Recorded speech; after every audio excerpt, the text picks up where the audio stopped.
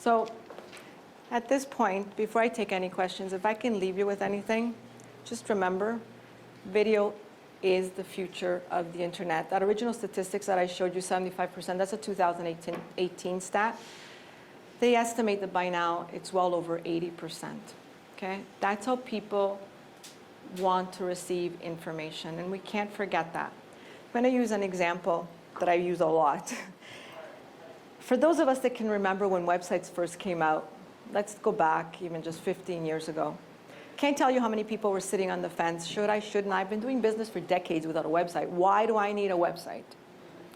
Well, if I said today, I'm starting a business, I'm not going to do a website, you'd say to me, what? Are you crazy? You need an online presence.